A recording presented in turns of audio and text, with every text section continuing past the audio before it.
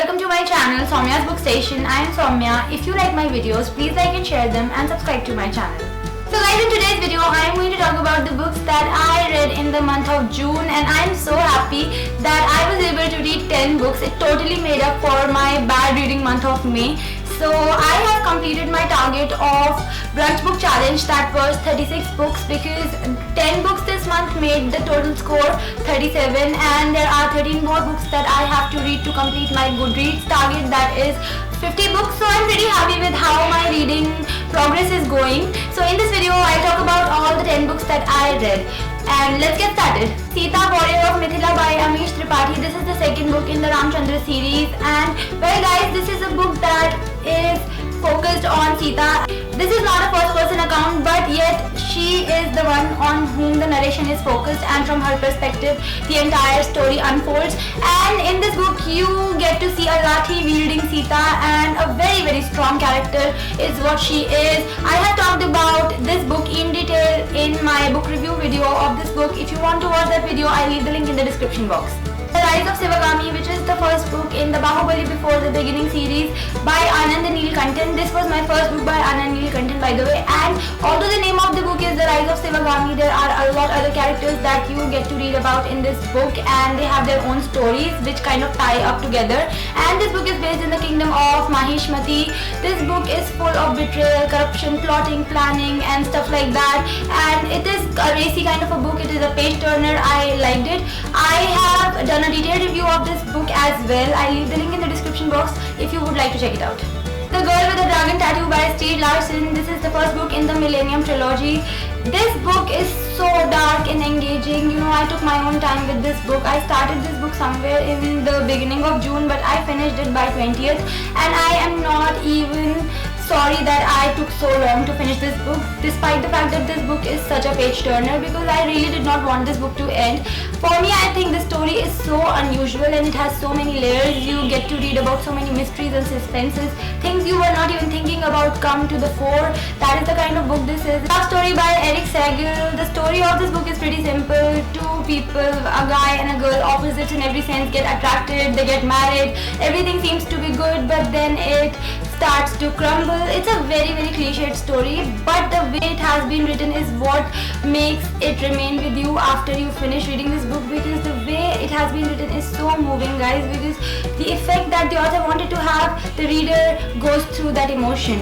By the Breaking of My Thumbs by Agatha Christie. This book has Tommy and Tuppence. I thought Tommy and Tuppence were two friends, but as it turns out they're husband and wife. And well, the story begins when Tommy and Tuppence go to a nursing home to visit Tommy's aunt, who expresses her disliking towards doctors, but Tommy and Tuppence ignore that. However, in that nursing home only, Tuppence comes across an old lady who tells her something that makes Tuppence really suspicious about something fishy going on. Initially, Tommy doesn't support her, but gradually some evidence turns up and they realize that something fishy is actually going on, and there are murders that went unnoticed, and they try to uncover this mystery. I felt the pace of the story could have been a little faster, but that did not mean that I did not enjoy this book, because this was a page turner, only a little slow, but overall I think this was a good book. Harry Potter and the Half-Blood Prince, which is the 6th book in the Harry Potter series by J.K. Rowling. It was totally heartbreaking, and everybody knows why this book is heartbreaking, but let's just not say why it is.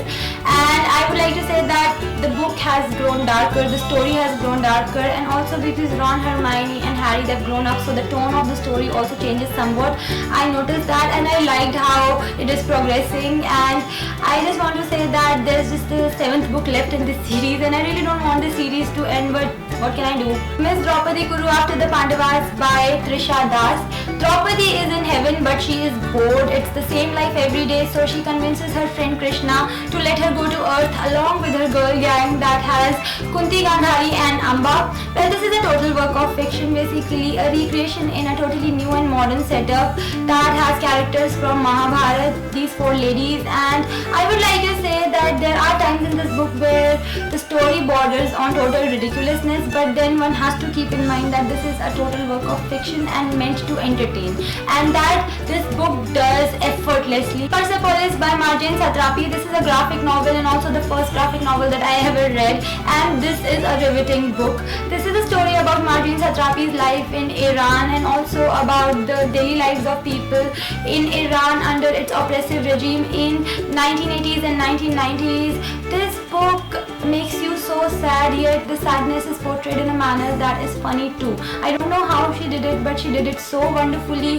The entire story is so very mesmerizing that you just keep on reading it. Unsuitable Boy by Karan Johar. Well, I decided to read this book not because I'm a fan of his movies, I'm not really a movie buff, but because I really admire his candor on his talk show Coffee with Karan, and I expected the same candor in this book, which I really got. I would like to say that his honesty and his unapologetic attitude is what made this book engaging for me to read. I won't say that this was a wonderful book, but this was a nice book. Homegoing by Ya Gyasi. If you want to read a book that is beautifully written but is going to leave you shattered, pick this book up and you will not be disappointed. On each and every page there is suffering and injustice, and you just feel your heart clenching with every single page that you turn, and yet you're not able to put this book down. That is the kind of book this is. Effia and Essie are two sisters who never get to know about each other because they are separated and they have really different destinies. Effia gets married to a slaver and Essie is sold into slavery, and this is how the destinies of each of their families respectively varies. Ultimately, each and everyone has to suffer a lot, but this is a book that you pick up, you read, your heart gets broken, and it leaves a huge impact on you. Guys, these are the 10 books that I read in the month of June. Do let me know in the comment section which all books did you read in the month of June and how is your reading progress going for 2017. I would love to know that. So that was it for my today's video, guys. I hope you enjoyed watching it. If you want to connect with me on my social media, then the links are in the description box. I'll be back with my next video super soon. Bye!